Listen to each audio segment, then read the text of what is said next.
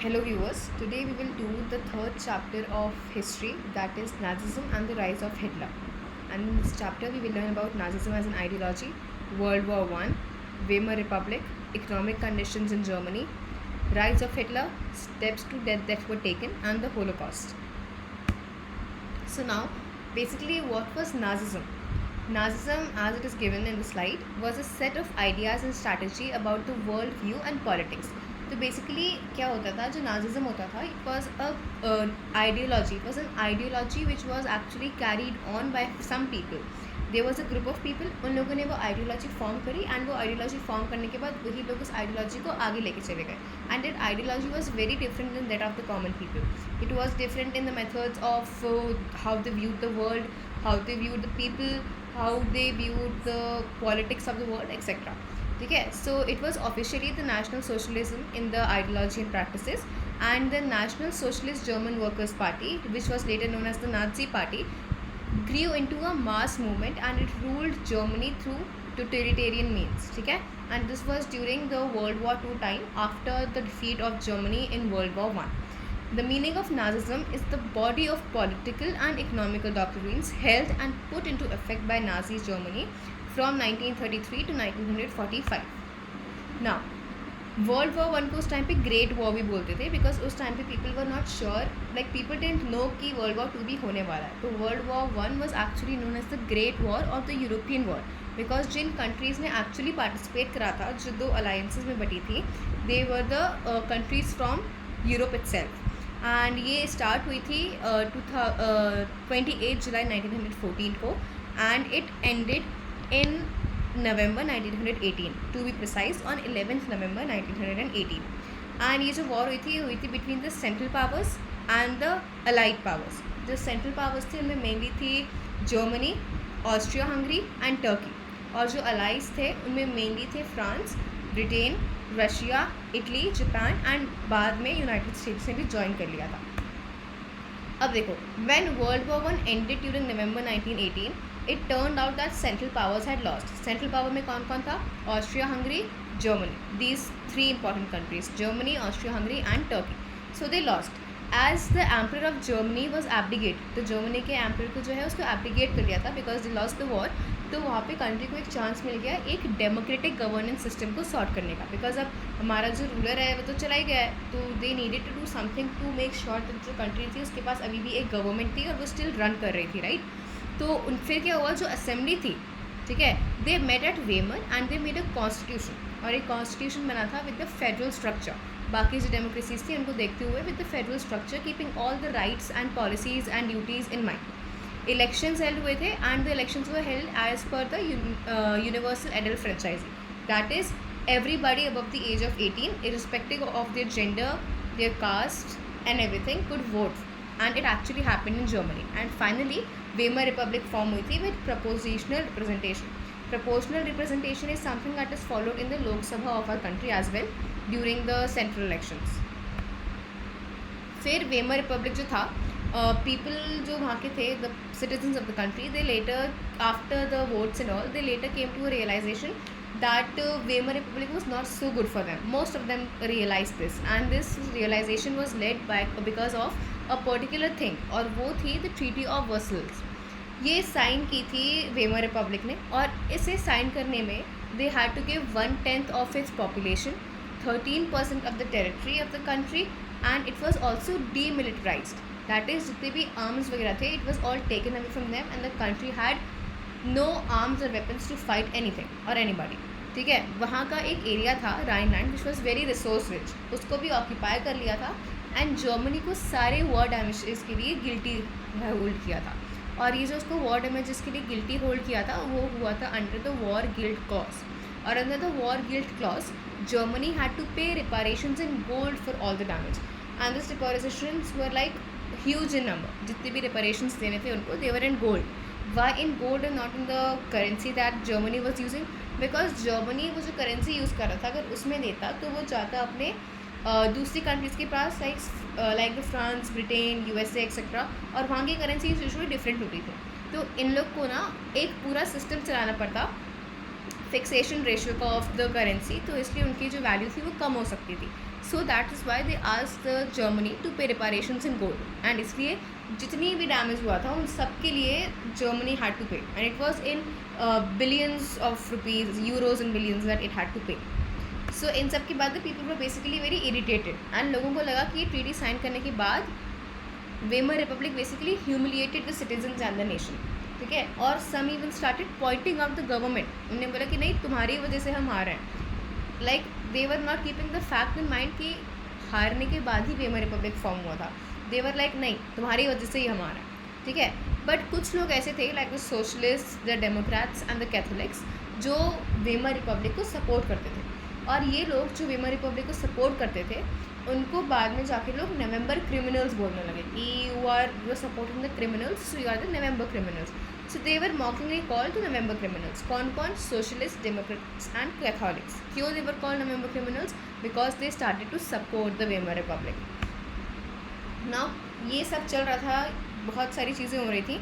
तो जर्मनी में ना छोटे छोटे चेंजेस जो हो रहे थे वर्ल्ड वॉर वन के बाद, that is because of some basic loans that it was taking from USA. ठीक है, तो Germany was dependent on USA for all its changes. जो भी वर्ल्ड वॉर वन के डैमेजेस के बाद वो चेंजेस कर रहा था वो पूरे यूएसए पे डिपेंडेंट थे, बिकॉज वो यूएसए से लोन्स ले रहा था. ठीक है, बट ये सपोर्ट हट चुका था कब? जब वॉल स्ट्रीट एक्सचेंज क्रैश हो गए थे 1929.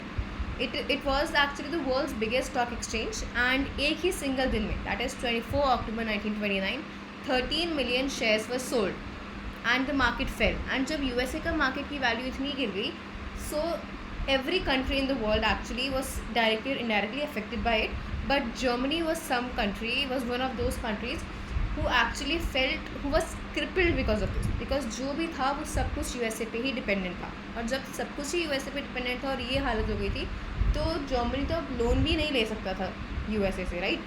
ठीक है, तो नेक्स्ट 3 years में between 1929 and 1932 national income of USA fell by half. It reduced by 50%.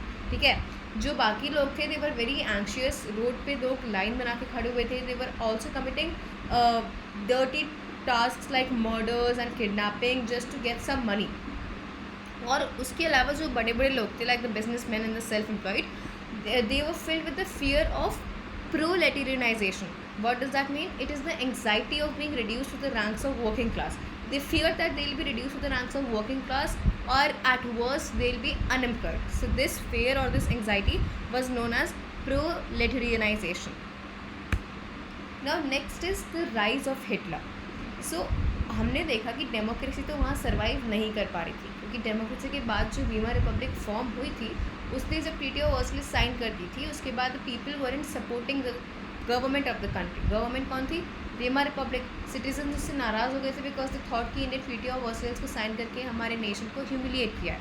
So the people were it actually very strongly affected, और वेरी स्ट्रांगली दे बिलीव्ड और supported the government. ऐसा कुछ नहीं था.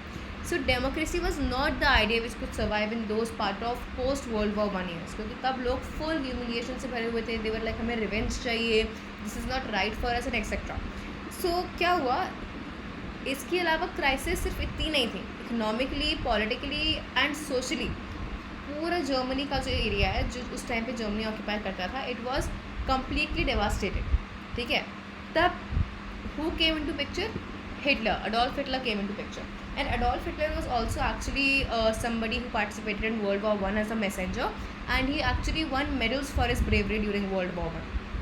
And when he realized that World War I was lost by Germany and Treaty of Versailles was signed, he was very sad himself. He was like, this is not something that we should have done. तो Hitler ने actually start किया था 1923 में. What he did was he plan to seize control of Bavaria. It was an area and he thought that I will seize control of Bavaria. मैं फिर मार्च करूँगा, मैं जाऊँगा बर्लिन तक एंड मैं अब पूरी पावर कैप्चर कर लूँगा. But he failed to do so. इसके लिए उसको जेल में भी डाला गया था. He was captured, but after some time he got release, he got bail. उसके बाद आफ्टर 1929 वी सॉ दैट सब कुछ कोलैप्स हो रहा था, बिजनेस शट डाउन हो रहे थे, लोग अनएम्प्लॉयड थे, सब कुछ हो रहा था. और ऐसी सिचुएशन में नाजी प्रोपेगेंडा ने सारे लोगों के अंदर होप्स भर दिए थे कि यार बहुत बेटर फ्यूचर आ जाएगा अगर तुम नाजी पार्टी को ऐसे अपने पार्टी चूज़ कर लोगे तो. ठीक है, and Hitler was such a good speaker that his words move the people. Okay, his passion and his words moved the people. He used to give so good speeches that anybody could be influenced by him. He promised to build a strong nation, undo the injustice of the treaty and restore the dignity of the German people. क्योंकि यहाँ पे सबसे ज़्यादा लोगों को यही बुरा लग रहा था कि यार हमारा इन लोगों ने ह्यूमिलिएशन कर दिया, हमारी वो डिग्निटी जो थी, जो हमारे पास होनी चाहिए थी, वो रही नहीं, इन लोगों ने हमारा ह्यूमिलिएशन कर दिया ट्रीटी साइन करके. तो हिज मेन आइडिया वॉज कि तुम्हारी डिग्निटी वापस आ जाएगी जर्मन पीपल की अगर तुम हमारी पार्टी को in the Weimar Republic choose कर लेते हो तो. So this was all planned by him. And उसके बाद क्या हुआ, जनवरी 30, 1933 में, बाय द वे इसके बीच की बात है, 1932 तक जो इलेक्शन हुए थे 1932 में, उसमें नाजी पार्टी को दे गॉट अराउंड 30% और more seats in the parliament. But 1928 में जो इलेक्शंस हुए थे, द लास्ट इलेक्शंस और द इलेक्शन बिफोर 1932, उसमें they won around only 2% of the seats. But there was a huge difference in the next 4 years. And वो party ने actually Weimar republic join कर ली थी क्योंकि उस टाइम पे क्या था, प्रोपोर्शनल रिप्रेजेंटेशन था. तो 1932 तक Nazi party was a part of the Weimar Republic. ठीक है. तो जनवरी 30, 1933 में अडोल्फ हिटलर ने को अपॉइंट कर दिया था चांसलर. किसने? उस टाइम के German president Paul von Hindenburg ने. अब चांसलरशिप उस टाइम की सबसे बड़ी पोस्ट होती थी apart from the president himself. And उस टाइम पे apart from being chancellor he was also the leader of the Nazi party. So all these two things he was doing simultaneously. So not all these two things, just these two things, he was the in charge simultaneously. फिर जनवरी 1933 में Hitler को है उसने एकदम immediately dictatorship दिखा दी कि he came into power of chancellorship and he was like नहीं, I will dictate now. He didn't do this. He took steps. ठीक है. He took steps and when he became the chancellor the democratic constitution was still into force. And उसने कुछ steps लिए, like first of all he started to break down all the democratic rules. Indirectly or directly, he started to break down the model of democracy which was set in Germany. ठीक है. He started to manipulate the democratic political system. ठीक है. फिर उसने क्या करा, 28 February 1933, on 28 February 1933 fire decree pass हुई थी. ठीक है. फायर डिक्री क्यों पास हुई थी? बिकॉज जो वहाँ का रेडस्टैग था, रेडस्टैग वॉज द जर्मन पार्लियामेंट, वहाँ पे फायर हो गया था. तो उसके बाद एक फायर डिक्री पास हो गई थी ऑन 28 February. और उसमें ऐसा था कि सारे सिटीजन्स की सारी राइट्स अबॉलिश कर दी गई हैं. ठीक है. There was no right given to any citizen. And उसके बाद on 3 March 1933 he pass the enabling act. Enabling act में भी ये दो चीज़ें थी. First of all the parties apart from Nazi party and its associations were disbanded, and secondly people could not say anything, and the article 48 was imposed, which was basically कि all the rights were abolished of the person, of all the citizens especially. तो enabling act में ऐसा हुआ था. Now it is believed that जो fire decree pass हुई थी after the fire, वो fire एडोल्फ हिटलर ने खुद लगवाया था so that he could pass the fire decree and later pass on the enabling act. Many people believe so. So this was how we studied that Hitler कैसे power में आया. But before that we studied कि world war 1 का reason क्या था, world war 1 जो हुई थी उसमें कौन सी कंट्रीज़ ने पार्टिसिपेट किया था, जर्मनी की क्या कंडीशन हो गई थी, उसके बाद यूएसए की इकनॉमी की क्या कंडीशन हो गई थी उसके बाद. From economy under Hitler and the lesson ahead of it will do in the part 2 of Russian revolution.